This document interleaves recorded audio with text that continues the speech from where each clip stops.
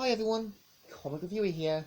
This time reviewing on Totally Spies, Totally Party. Now, as you know, Totally Spies, Totally Party was meant to be something similar to Mario Party. And there were tons of Mario Party clones, from SpongeBob to Shrek Super Party. Now, the premise of the game is meant to be something similar to Mario Party, where you and your friends play as Sam, Clover, and Alex while dealing with the villains from each chapter. And only two from chapter 2 and also chapter 9 are more sort of created just for the game. And the point of each start of the chapter is meant to be Jerry pointing out the premise of the villain's new scheme and them sort of remembering what they've been through. And yeah, the cutscenes from Jerry's office are obviously meant to be something from past episodes, so I can kind of recognize some of the episodes.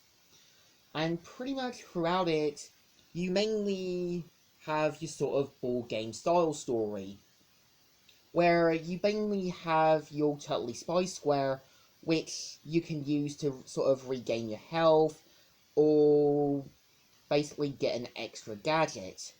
Now, if the villain lands on your square, they end up losing their life.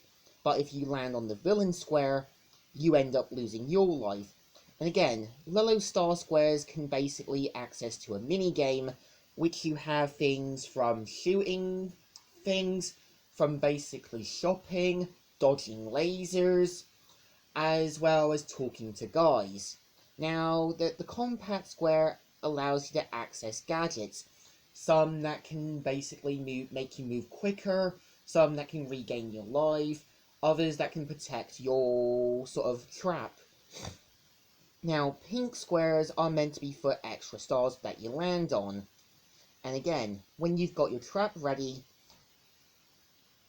the more progress you do on that square can sort of basically end up with a higher damage, and the villains can do the same with their square.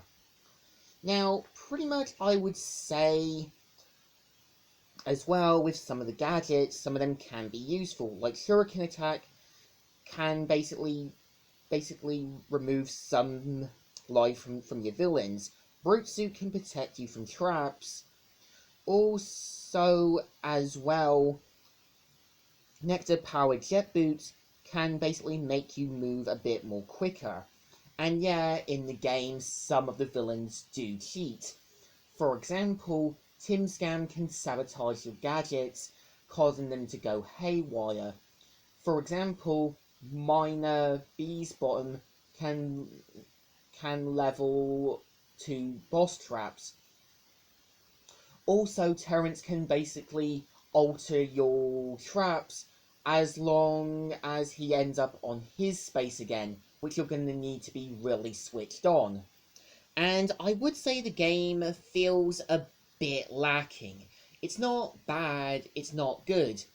And I do have a bit of a theory that the game was originally going to be an action game, which was meant to sort of have Jerry point out the missions, and probably you as the player fighting down bosses, but most likely got changed to a Mario Party clone as it would have been more easy.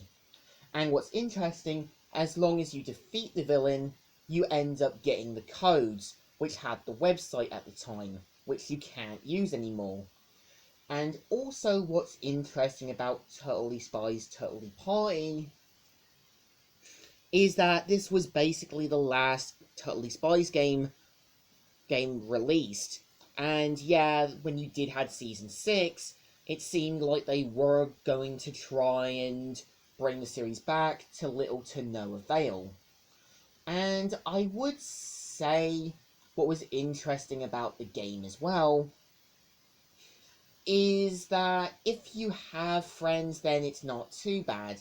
And I think it's interesting that we could have had an interesting action game had it not been turned into a Mario Party clone. So I think by the end of it, Totally Spies, Totally Party is a bit of a hit and miss. Yeah, you can unlock new clothes for your characters, you can basically unlock the kind of like mini games once you complete them, and yeah, it's a little bit of a hit and miss.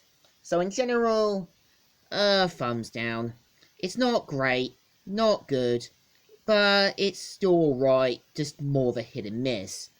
So, Comic Reviewer here, signing out.